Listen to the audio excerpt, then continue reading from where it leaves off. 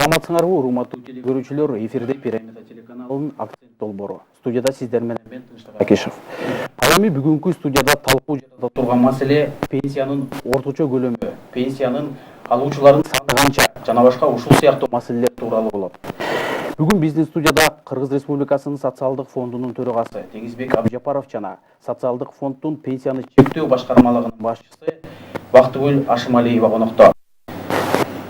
Ошондой эле биздин эфирде көрүүчүлөр конокторго суроо узаткысы келсе, экрандагы телефон аркылуу чалып суроо узатышса болот. Анда эмесе, урматтуу коноктор, дароо эле маегибизге өтсөк, 2017-жылдын 1-октябрынан тартып пенсиялар кандай жогорулайт? Саламатсыздарбы, урматтуу теле көрүүчүлөр. Биз пландаштырдык элек 2017-жылы 1-октябрда пенсияны көбөйтөлү, жогорултайлы деп. 1-октябрдан баштап пенсиянын базалык бөлүгү 280 сомго көбөйөт. Андан сырткары пенсиянын камсыздоо бөлүгү 240 сом, бул эң аз көбөйгөнү болот. Жалпы жөнүнөн биздин жарандар 520 сомго, эң аз көбөйгөн пенсия 520 сомго көбөйөт. Бул жерде бир өзгөчөлүк бар. Биздин жарандарыбыз пенсияга чыкканда аялдар 58 жаштан чыгат, алар 20 жылдык стаж менен чыгат. Эркектер 63 жаштан 25 жылдык стаж менен. Ушу толук стажы менен чыккан биздин жарандарыбыз бардыгы эң аз көбөйдү дегенде 520 сомго көбөйөт. Бул жерде бир өзгөчөлүк дагы бар. Мисалы, биз болсо пенсияны көбөйткөндө быйыл 2017-жылы 1-октябрдан баштап жаңы ыкмаларды колдонуп атабыз. Алардын негизгиси пенсияларды быйыл көбөйгөндө камсыздоо бөлүгүн былтыркы жылдын инфляциясы канча болсо жана орточо айлык канчага көбөйтсө, ошонун негизинде коэффициент чыгарабыз. Коэффициентибиз 1,05 болду. Башкача айтканда, пенсиянын камсыздоо же болбосо өздөрү иштеп тапкан бөлүгү инфляциядан жана орточо айлык өскөндүн коэффициентинен жогоруга көбөйтөбүз. Биздин жарандарыбыз азыр 1-октябрдан баштап пенсиясын жогорулатылган өлчөмдө алышат. Бүгүнкү күнү ошол бизде 624 мың пенсионер болуп атат. 624 мың пенсионердин бардыгынын пенсиялык иш кагазын башынан эсептеп, кайрадан ошол канча кошуларын тактап чыктык. Бүгүнкү күндө толугу менен бул жумушту бүтүрдүк. 25-числого чейин биз ошол Кыргыз почтасы менен штамповкаларды бүтүрүп, 1-октябрдан баштап жогорулатылган өлчөмдө пенсияны төлөп баштайбыз. Ал эми экинчи суроого өтсөк, учурда пенсия алуучулардын саны жана пенсиянын орточо өлчөмү кандай? Бүгүнкү күндө ошол биринчи статистикалык маалыматтарга таянсак, ошол Соцфонддун өзүнүн отчеттук маалыматтарына 1-январь 2017 жылга пенсионерлердин саны жалпы жөнүнөн 617.400 болгон. Бүгүнкү күндө 624 мың болуп атат. Жалпы жөнүнөн орточо пенсиябыз 1-январь 17 жылга 5078 болгон. Эми биз орто эсеп менен алып атабыз. 1-октябрдан баштап пенсия көбөйтүлгөндөн кийин пенсиянын орточо өлчөмү 5517 сом болот деп. Учурда персоналдык пенсиялар белгиленеби? Быйыл өзү 2015 жылы мыйзамдарга өзгөртүү киргизилген. Бул персоналдык пенсионер деген биздин жарандар Кыргыз Республикасынын алдында өзгөчө сиңирген эмгек үчүн персоналдык пенсия чектелчү. Пенсия чектелгенде алардын пенсиясына 50%-дан 100%-га чейин үстүнө үстөк акы кошулчу. Бизде баягы пенсиялык тизимден айтканда надбавка деп коет. Бул надбавкалардын бардыгы республикалык бюджеттен каржыланчу. Бүгүнкү күндө ошо акыркы данныйлар боюнча персоналдык пенсионерлердин саны 2300-дөн ашыгыраак болуп атат. Буларга ошол убагында персоналдык пенсия болуп чектелген. 2015 жылы мыйзамга өзгөртүүлөрдү киргизип, ошондон бери персоналдык пенсия бизге чектелбейт азыр. Бизде эфирде телефон чалуу бар экен. Урматтуу теле көрүүчү, сурооңузду узатсаңыз.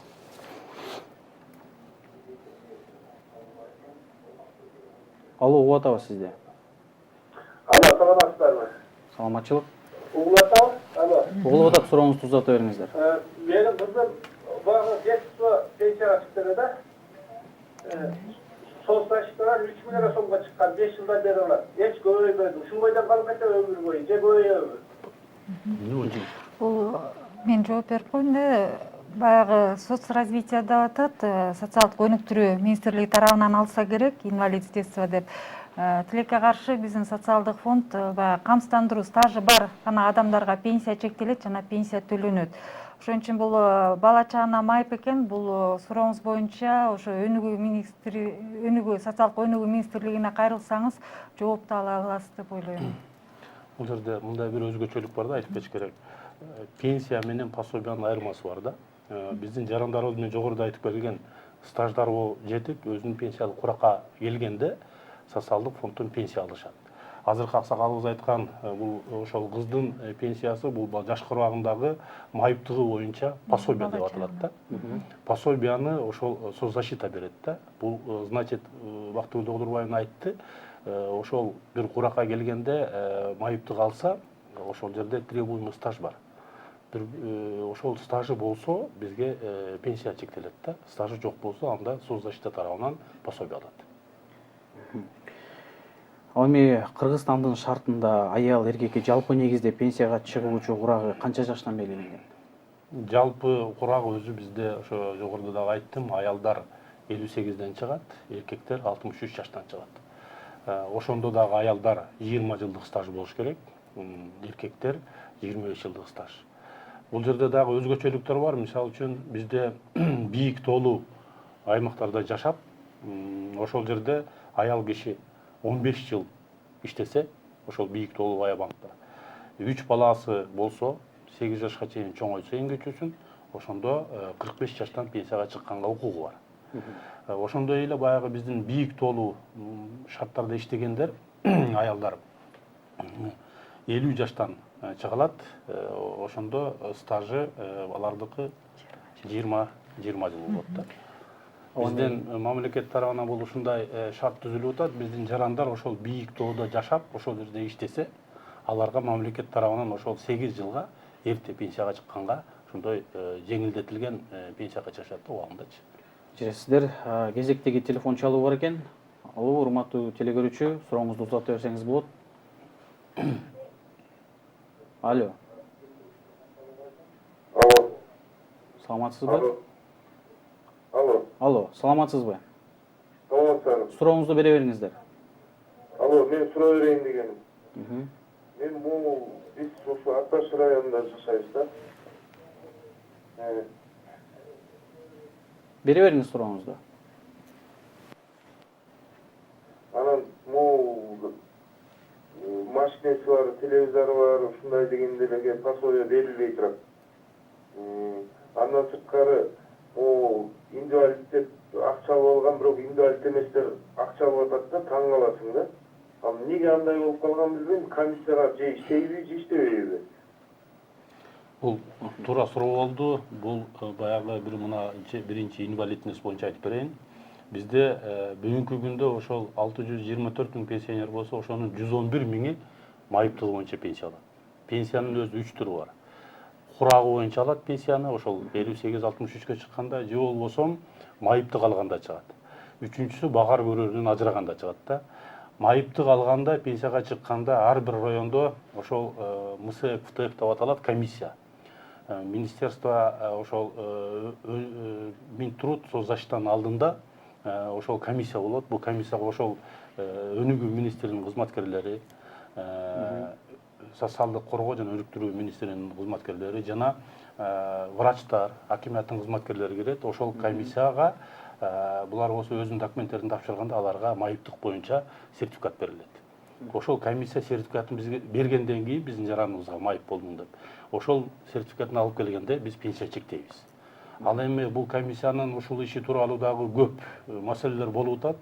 Бул маселелерди биз эмгек жана социалдык жактан коргоо министринин алдына койгонбуз, министрликтин алдына. Бул жерде ошол инвалидностьке чыгаруу боюнча дагы коррупциялык элементтер бар. Муну моюнга алышыбыз керек. Мунун үстүнөн дагы жумуш болот деп ойлойм. Экинчиси бул кайсы суроону берди? экинчиси. Боюнча кирешеси жанагы машина, Бул жерден баягы малы эсептелинет деп атат. машина малы эсептелген дагы пособиялардын бардыгы бул пенсияга кирбейт. Ошон үчүн муну ошол соцзащитадан кайрылып ошол жактан караш керек да. Бизге бул жерде маселе болуп атат. Мен бул жараныбыздын суроосунун негизин түшүндүм. Ошол үй бүлөлүк кирешеге пенсияны да кошуп коюп, баягынын үй бүлөнүн кирешесинин көлөмү көтөрүлүп, ошондо булар пособие албай калып атат, пенсияны кошту деген маселе бар. Бирок бул боюнча азыр өкмөт тарабынан, жогорку кеңеш тарабынан маселелер коюлуп, бул мыйзамга өзгөртүүлөр киргизүү каралып жатат азыр. Бизде дагы бир телефон чалуу бар экен. Алло, урматтуу көрүүчү. Алло. Биз Саламатсызбы? сизди угуп жатабыз. Мен мындай суроом бар силерге. Бардык пенсиялар 7% быйыл көбөйөт деп уктурула. Жотсунбу? Эгер көбөйлө 7% көбөйтүрүп болсо, буга персоналдык пенсиялердин да пенсия көбөйөбү? Ооба, бул жерде орточо пенсиянын өлчөмү 10%га көбөйөт деп атабыз. Баягы персоналдык пенсионерлердин дагы пенсиясына ошол базалык бөлүгү 280 сом кошулат. Камсыздоо бөлүгү канча болсо, ошол жерде биз жазып кеттик. 5%га чейин, 5000 сомго чейинки пенсиялардыкы биз болсо 13%га көбөйтөбүз камсыздоо бөлүгүн, 5000 сомдон жогоруларды 7%га көбөйтөбүз деп. Персоналдык пенсионерлердин дагы пенсиясы ушул эле тартипте көбөйөт.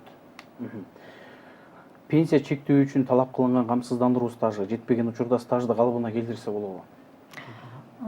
Туура, жакшы суроо бердиңиз. Калыбына келтирсе болот. Анткени көп эле адамдар азыр баягы пенсия жашына курагына келгенде эле мыйзамда белгиленгендей баягы талап кылынчу стаждары болбой калат.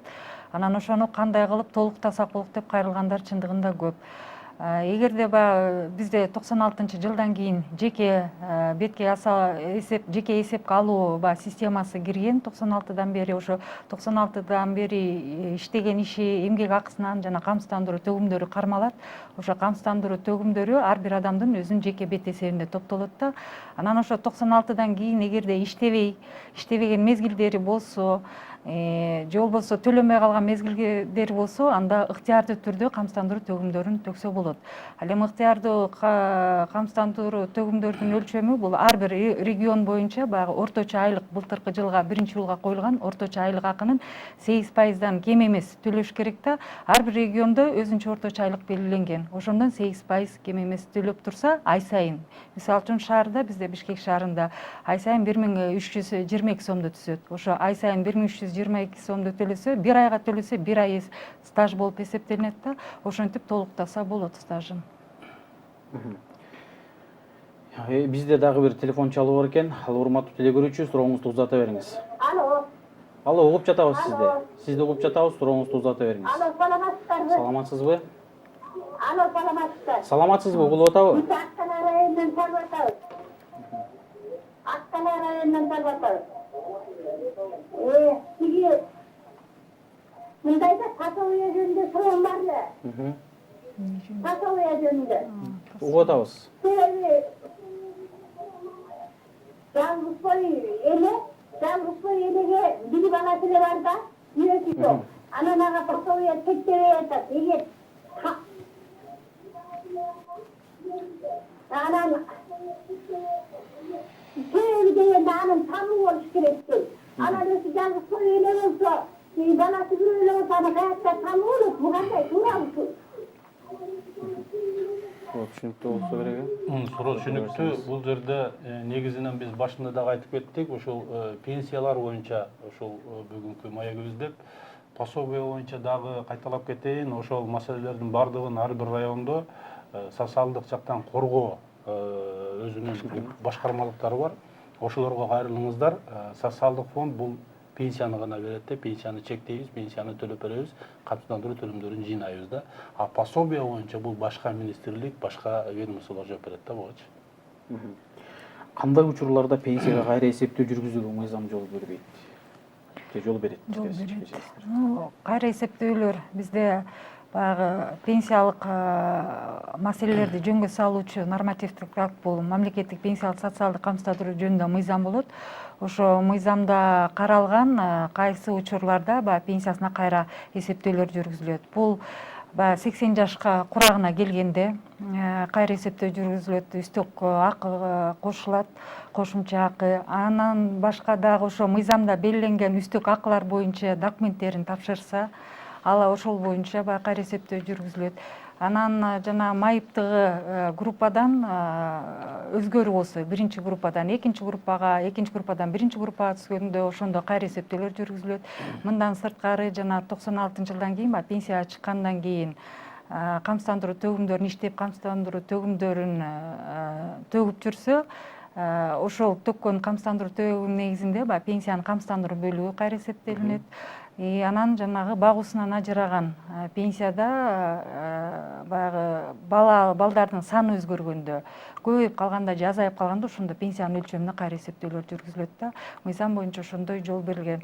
Анан акыркыда бир айта кетчү нерсе, бул 6-майда биздин президентибиз мыйзамга өзгөртүүлөрдү киргизилген.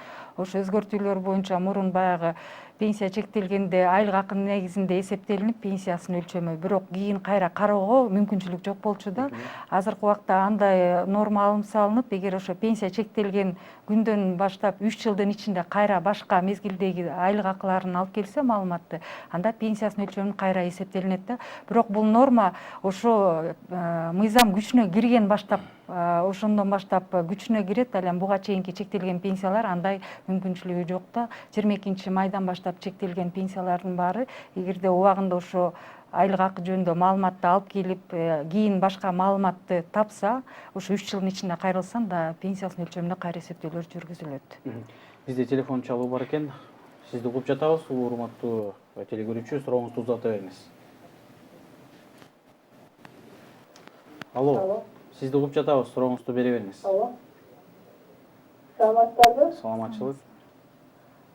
Биз 25 жылдан көп стаждууларга кайра дагы пенсияларына кошулат деген сөз уктук эле. Ошолор тууралуу жооп берип коесуздарбы? Бул биринчиси. Экинчиси, жаңы төлөгөн балдарга деген жана сүйүнчү пул берилет деп нерсе атасынын машинеси бар, анан кийин жери бар деп туруп, ошо сүйүнчү пулду бербейт. Биз бир нерсе жерге кайрылсак, атасы жок же энеси жокторго берилет бул сүйүнчү пул деген жоопторду алып да, ушул боюнча жооп берип койсоңуздар. Бул биздин жараныбыз туура суроо берип атат. Анткени былтыркы мурдагы жылкы ошол пенсия көбөйтүүбүздө өзү баягы эркектер 25 жыл стаж болсо, 30 жылдан ашык иштеген аялдар 30 жылдан 25 жылдан ашык иштеген стаждар менен пенсияга чыккан болсо, алардын пенсиясын дагы биз болсо пайызын жогорураак кылып көбөйтчүбүз. Быйылкы жыл биз болсо башка механизмди колдондук. Анткени биз май айында жаңы мыйзамга өзгөртүү киргизип, ошол өзгөртүүнүн негизинде жылына биз инфляциядан кем эмес, орточо айлык акынын өскөнүнөн кем эмес, ар кимдин төлөгөнүнө жараша пенсияны индексация жасап берип турайлы депчи. Быйыл дагы ошондой принципти колдонуп атабыз. Бирок башында айтып кеттим жогоруда. Эң аз көбөйдү деген пенсиябыз бул 520 сом болот. Былтыр мурдагы жылдары 250-350 сомго пенсияны көбөйткөнбүз, эң азы көбөйдү дегенде. Быйыл болсо эң аз көбөйдү дегенибиз 520 сом болот. Быйыл болсо ошондой принципти колдонуп атабыз. Камсыздоо бөлүгү бул болсо 5 коэффициентке көбөйтөбүз, 1,05 коэффициентке. Тиги пенсиянын базалык бөлүгү туруктуу өлчөмдө бардыгына 280 сомдон кошулат да. Тиги сүйүнчү пул боюнча бул дагы ошол соцзащитанын маселеси болот. Бул пособияларга кирет. Бул бизге каралбайт. Ошол жакка каралыш керек да, башка министерствогачы. Бизде дагы бир телефон чалуу бар экен. Сизди угуп жатабыз, сурооңузду бере бериңиз. Алло. Сизди угуп жатабыз, телефон сурооңузду бере бериңиз. Саламатчылык, угуп атабыз, саламатчылык, угуп атабыз. Мен Сулак айылынын Барып айлыкмасынан чалып жатам. Угуп атабыз, сурооңузду узата бериңиз. Менин чоң энем 94 жашта, жалгыз уулу бар эле, ал кайтыш болуп кетти. Азыр чоң энем нерелер менен жалгыз жашайт, биз менен. Анан чоң эненин пенсиясы эң аз да 5000 да жетпейт. Азыр соцфондко барып туруп 90 жаштан өткөндөн кийин кошумча төлөнөт экен го десек эч кандай мыйзам жок дейт. Ушул боюнча консультация берип коесуздарбы? Бул туура суроо болду. Биз болсо мына жогоруда айттым, бул кишинин пенсиясына 520дан кем эмес кошулат. Андан сырткары ушул пенсионерибиз биздин өз ушундайыбыз бар, мыйзамыбызда жазылган 80 жаштан жогору болгон пенсионерлерге 80 жашка келген чыккан пенсионерди өмүрүнүн аягына чейин 100 сомдон дагы улардын кошумча пенсиясына кошулат да. Социалдык фонд Сузак районуна биз тапшырма берели. Сиз фамилиясын айтпай калдыңыз, бирок эртеге сиз ошол социалдык фондко кайрылсаңыз, мен начальнигине бүгүн эле тапшырма берем. Бул пенсиялык иш кагазын башынан карап чыгып берет. Кийинки суроо, экинчи топтогу майыптарга канча сом кошулат?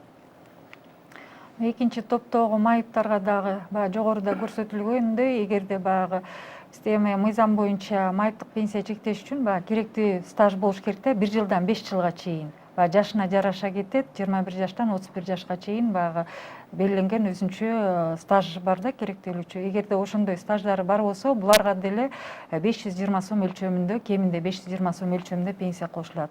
Жогоруда айтылгандай, базалык бөлүгү пенсиянын 280 кошулат. Мындайча айтканда, мурун биздин пенсиянын базалык бөлүгү 1500 сом болсо, азыр 1780 болуп көбөйүп атат да, 280 кошулат. Ал эми камсыздандыруу бөлүгү болсо, баягы 5%га көтөрүлөт. Эгер 240 сомдон кем болсо, анда 240 сомго кошулат. Баш аягы баягы 520 сомдон кеминде ошондой кошулат. Кезектеги телефон чалуу бар экен.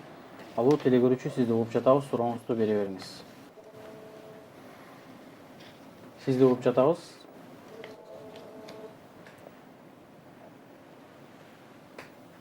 Сизди угуп жатабыз, сурооңузду бере Мен азыр бериңиз. мындай бере берсем болот, прямо. Бере бериңиз. Түз эфир, бере бериңиз түз эфирден сурооңузду. Жок, мындай да. Мындай, негизи мындай, баары соцфондко төлөп беребиз, отчисление кылып атабыз, налог баарын төлөйбүз.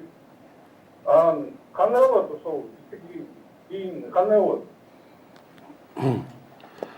Бул туура суроо болду.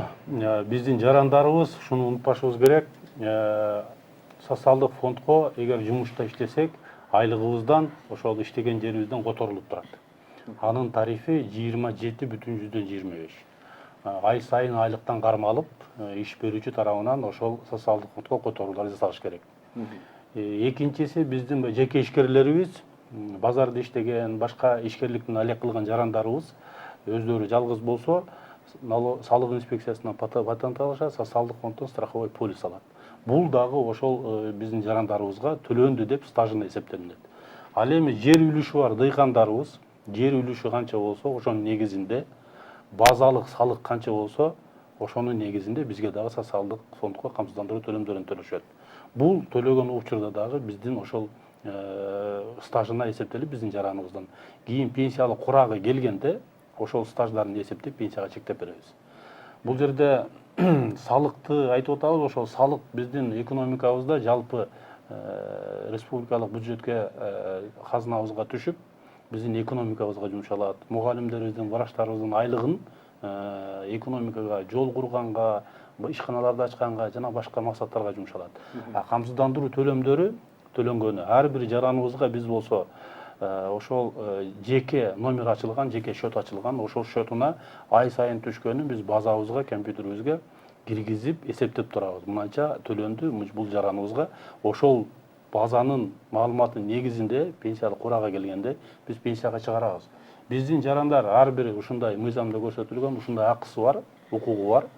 Биздин соцфондко кайрылып, райондук соцфондко жарандарыбыз арыз менен кайрылса, жеке эсебинде кайсы жылы канча которулганы, канча стажы бар экендигин биздин кызматкерлер көрсөтүп берүүгө милдеттүү. Ошентип өзүнүн жеке счетторун текшерип алса да болот. Азыр ошол былтыркы жылы жаңы мыйзамыбызга өзгөртүү киргизип биздин жарандарга ушундай жеңилдиктерди жараттык. Биздин жараныбыз келип районго өзүнүн паспорту менен келип, арызын жазып, электрондук адресин берсе, каалаган убагында биз Ай сайын десе ай сайын, bir жылда bir dese bir жылда bir маалымат жөнөтүп турабыз.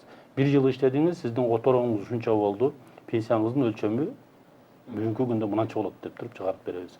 Андан сырткары биздин пенсиянын топтомо бөлүгү бар. Пенсиянын топтомо бөлүгүндө канча акчасы бар, канча кирешеси бар. Аны да көрсөтүп беребиз. Пенсиянын топтомо бөлүгү бул пенсиянын акыркы бөлүгү, башкача бөлүгү болуп атат. Биздин жарандарыбыз пенсияга чыкканда пенсиянын топтомо бөлүгүн бир күжүм алып алса болот. Же болбосо аны ошо кирешеси менен, же болбосо аны өзүнүн баласына мураскорго өткөрүп берсе да болот. А мындан сырткары өзүнүн негизги пенсиясы да болот да. Пенсиянын топтомо бөлүгүнүн өзгөчөлүгү ушунда болуп атат да.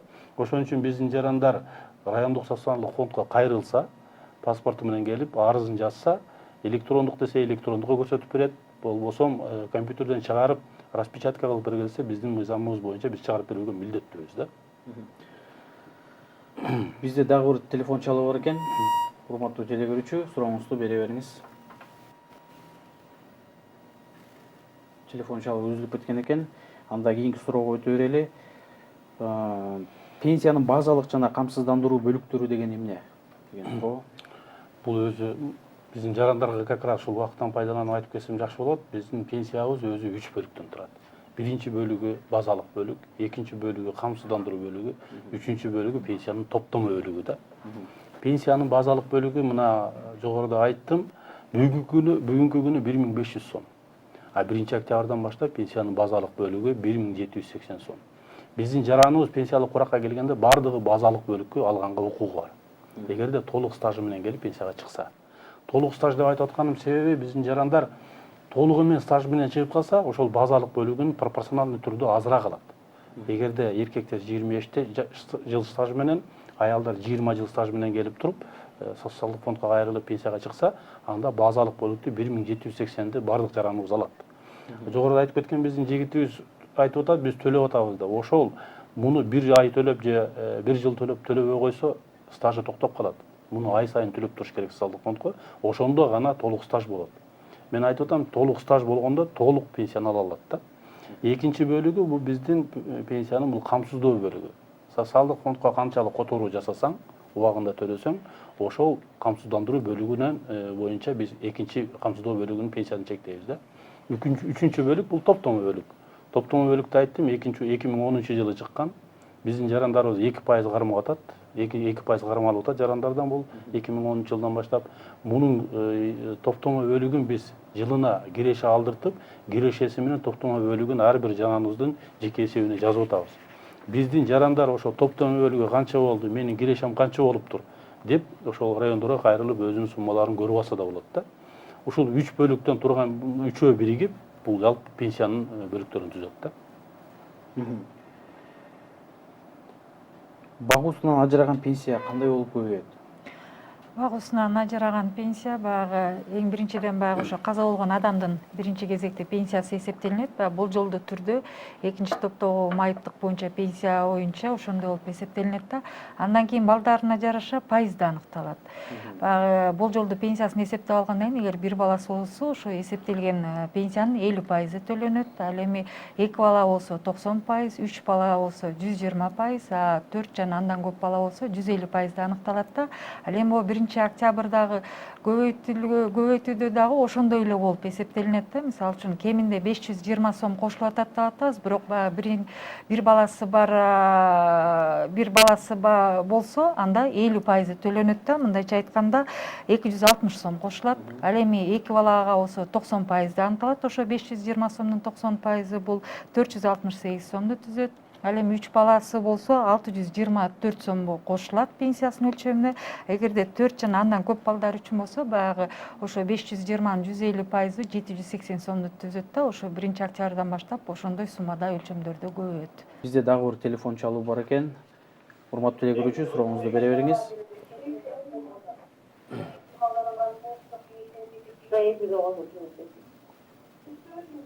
Кайталап койсоңуз сурооңузду. Саламатчылык, угуп атабыз. Алло. Угуп атабыз сизди. Алло. Мен Аксудан болом, Кашкарбу айыл өкмөтүнөн. Сурооңузду берсеңиз. Кашкарбу айыл өкмөтүнөн болом. Эң бир үйдөгү кенже балдарга пособие жоқ деп атат го.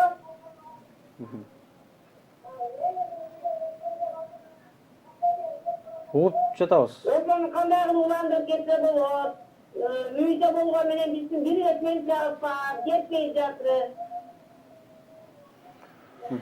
Бул пособие боюнча дагы айтып кетейин, ошо биздин деле көрүүчүлөргө ошол социалдык жактан коргоо райондук башкармалыктарына кайрылыш керек. Пособияны балдарга ошол министрлик берилет, министрлик тарабынан берилет да. Бул жерде ошол бир өзгөчөлүк болуп атат, ошо пенсияны ошол курагына келгенде же болбосо майыпты калганда же болбосо баягы баар көрүүнөн ажыраганда алат деп атпайбыз. Бул пенсиялык фонд тарабынан төрөлөт да, социалдык фонд тарабынан. А пособиянын бардыгы ошол жаш балдардын пособиясы, башка пособиялардын бардыгы баягы эмгек жана социалдык жактан коргоо министрлиги тарабынан төлөнөт да. Бул мамлекеттик бюджеттин эсебинен берилет бардыгычы. Кезектеги телефон чалуу бар экен. Сизди угуп жатабыз. Сурооңузду узата бериңиз, сизди угуп жатабыз. Алло. Эч жатасыңарбы? Угуп атабыз, саламатсызбы? Мен Ош шаарынан чалып атам. Ош шаарынан. Угуп атабыз. Ош шаарынан чалып атам. Общий стаж 45 жыл менен пенсияга чыкканмын. Общий стаж 45 жыл менен. Страховой стаж 30 жылдан ашып. Азыр мынау пенсияга кошуп атканда, ошо страховой стаж 30 стажга да кошуп алып пенсияга дагы 15 жыл иштегенден барабар 45 жыл иштегенден барабар кошуп алып. Бул жерде эми жогоруда айтып кетпек, чындыгында былтыр мындан мурда жылы баягы стажына жараша каралчу да, ошондо дагы баягы элдердин нааразычылыгын көп туудурганда, баягы мынча жыл иштегем, 20 жыл, 40 жыл, 30 жыл иштегем деп. Анан быйылкы бизге баягы мыйзамга өзгөртүүлөр киргизилди. Именно ушу баягы инфляцияга жараша. Баягы инфляцияга жараша экономикадагы баягы инфляциянын деңгээлине жараша баягы коэффициент индексация дейт, ошо индексациялоо. Жыл сайын ошо баягы орточо айлык өсүп турса дагы инфляциянын көлөмүнө жараша дагы өзгөртүүлөр киргизилип атат да. Анан бул жерде баягы ар бир адамдын өзүнүн топтолгон камсыздандыруу, жеке эсебинде топтолгон камсыздандыруу төгүмдөрү канча, баягы камсыздандыруу принциби каралып атат да. Бул жерде ким канча төлөп жүрсө соцфондко, канча иштеп тапса, ошонусуна жараша пайызды аныкталып атпайбы. Анан ошондуктан быйыл ошо коэффициент индексация деп атабыз, ошо индексацияланган коэффициенттер киргизилип, ал болсо ошо баягы 5% түзүп атат да. Ошон үчүн камсыздандыруу бөлүктөрү бардык адамдардыкы, эгер пенсиясынын камсыздандыруу бөлүгү болсо, ошо 5%га көтөрүлүп атат. Айта кетиш керек, кимдин камсыздандыруу бөлүгү көбүрөөк болсо, баягы көбүрөөк социалдык фондко камсыздандыруу төгүмдөрүн төгүп жүргөн болсо, албетте ал адамдардыкы көбүрөөк көбөйүп атат. Ал эми баягы аз төлөнүп жүрсө, аз болсо камсыздандыруу бөлүгүнүн өлчөмү аз болсо, анда аларга аз кошулуп атат. Бирок аз кошулганда дагы кеминде 240 сомдон кем эмес кошулуп атат да. Ушундай бундагы механизм ошондой. Ар бир адамга жогоруда айтылгандай баягы базалык бөлүгү 280 сомго көбөйүп атат, камсыздандыруу бөлүгү 240 сомго көбөйүп атат, жалпысынан 520 сомго пенсияга көбөйүп атат. Бизде дагы бир телефон чалуу бар экен. Сизди угуп жатабыз. Алло, саламатсызбы? Саламатчылык. Менин суроом бар эле. Угуп атабыз. Алло. Угуп атабыз, сурооңузду бере бериңиз. Бийик тоолуу жерде жашаган адамдар, бирок Бишкекте жашаса, учету бирок бийик тоолуу жерде да.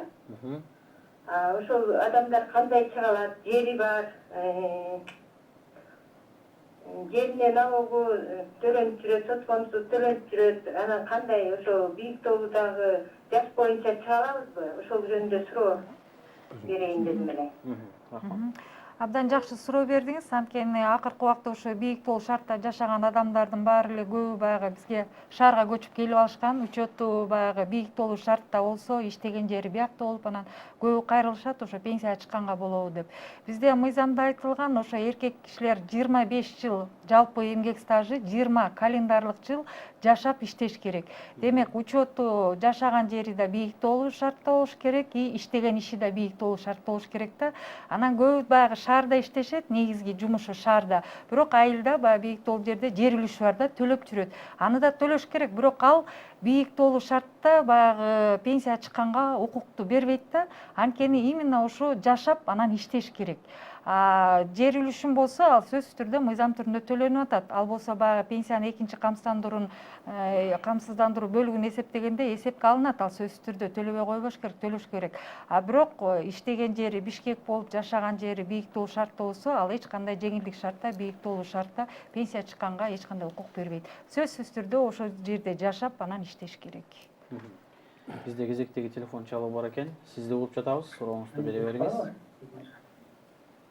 Угуп жатабыз сизди, сурооңузду бере бериңиз. Салам алейкум. Саламатсызбы? Салам алейкум. Саламатсызбы? Салам алейкум. Угулуп атабыз, сурооңузду бере бериңиз. Саламатсызбы? Биздин суроо ушу, биз Өзбекстандан көчүп келгенбиз. Алло. Угуп атабыз, угуп атабыз. Ошол анан кийин 61-жылы болду. Жубайым 6 бала менен стартентебиз. Анан ошо кантип дүйнөгө чыгып Телефон чалуу тилек каршы келип калды. Анда эмесе кийинки Суроого жооп берип коелу.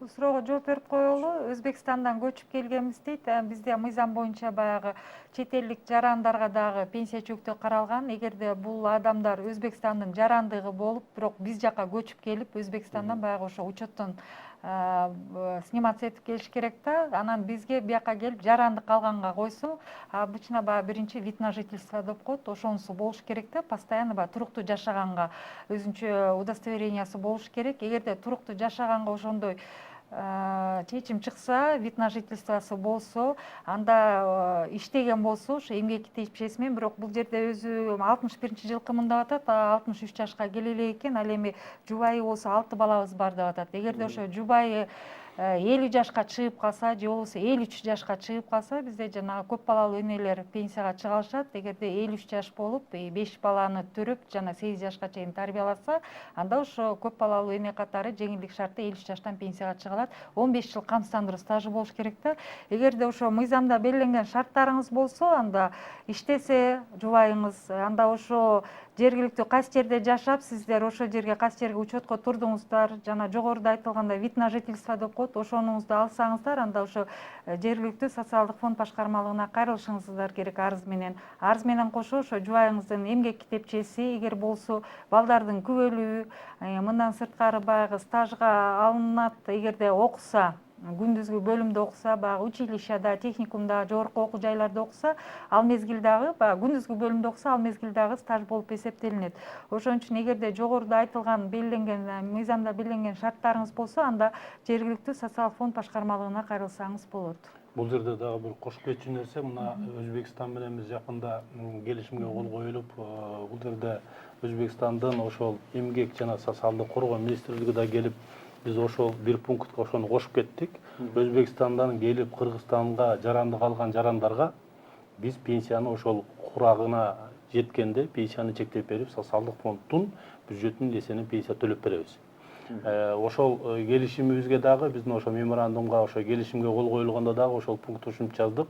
Өзбекстандын социалдык фонду менен Кыргызстандын социалдык фондунун ортосунда байланыш болуп, бири-бирибиз менен опыт алмашып, бири-бирибиз менен баягы пенсиялык иш кагаздарды убагында жөнөтүп турганга ушундай келишимдин бир пунктун кошуп, биз ошону кол коюлду да. Өзбекстандын пенсиялык фонду менен иштейбиз. Биздин жарандыкка келсе, бул биздин жаран болгон болсо, анда биз социалдык фондко кайрылса, ошо курагы келсе, пенсия төлөп беребиз. Кезектеги телефон чалуу бар экен. Сизди угуп жатабыз. Сурооңузду бере бериңиз. Сиз түз эфирдесиз. Алло. Алло, саламатсызбы? Саламатсызбы? Алло, саламатсызбы? Саламатсызбы? Солтыр районунан Талап менен өзүм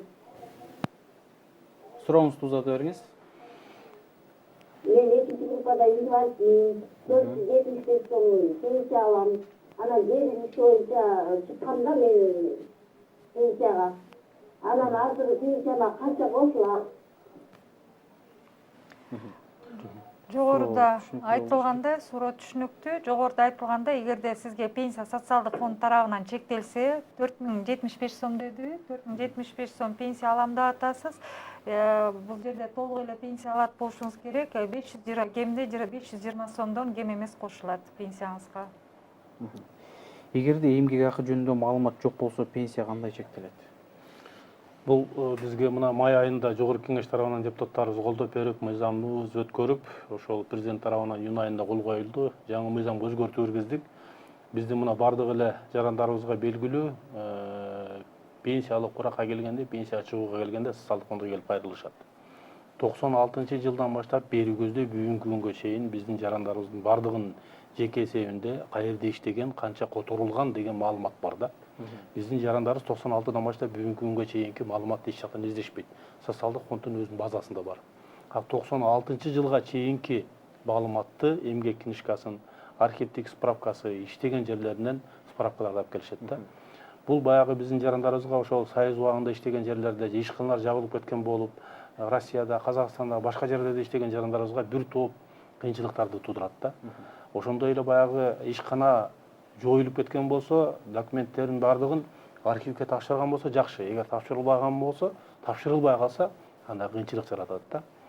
Ошондой эле баягы биздин жарандарыбыз ошол кээ бир райондордо архивдер күйүп кеткен учурлар бар.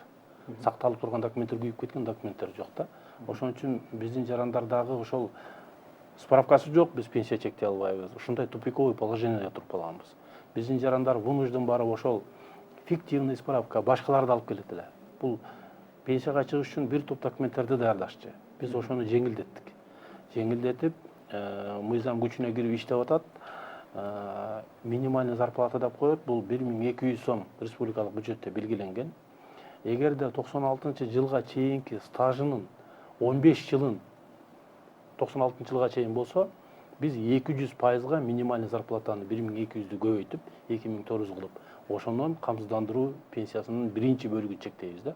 Эгерде 20 жыл андан жогору боло турган болсо, биз 1200 сомду 300%га көтөрүп, 300%га көбөйтүп, ошонун негизинде биз биринчи камсыздандыруу бөлүгүн чектейбиз.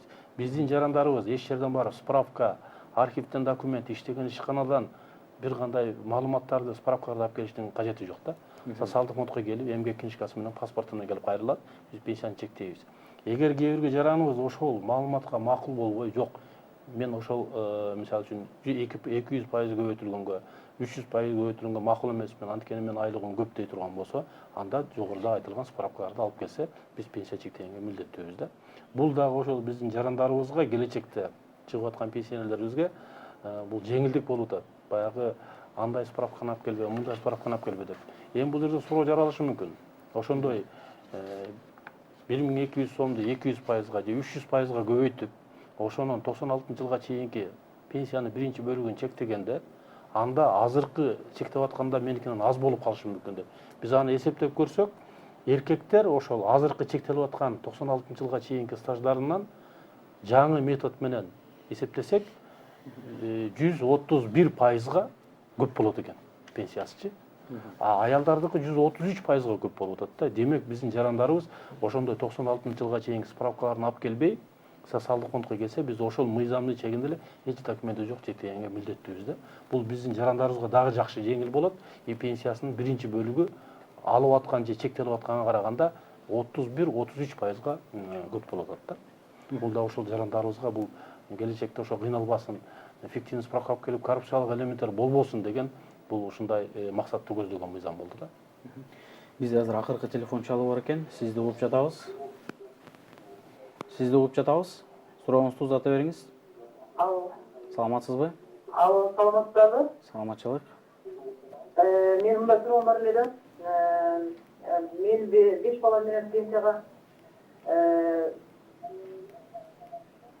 бала менен пенсияга чыгам деп документ урлап анан өзүм элүүгө чыктым.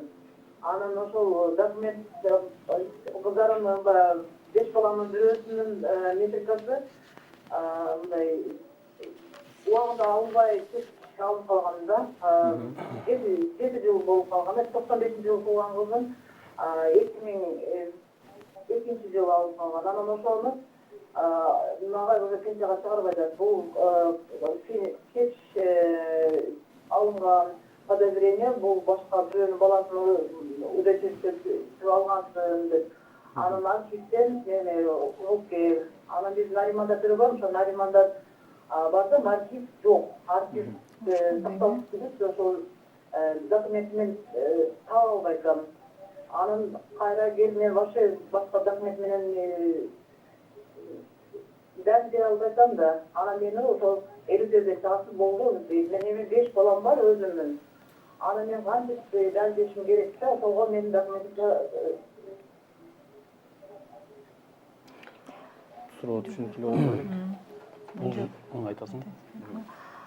Жооп берип коебуз. Кыскачараак Жерде жооп берсеңиз. 5 бала менен аны төрөп жана 8 жашка чейин тарбиялаш керек да. Анан эгер жанагы туулганды тууралуу күбөлүктөрдү кеч алып калганда ЗАГСлардан жана первичный запистер болот, актовый запись деген. Ошону алдыртыш керек да, бирок сиз айтып атасыз, архивде да калбаптыр деп.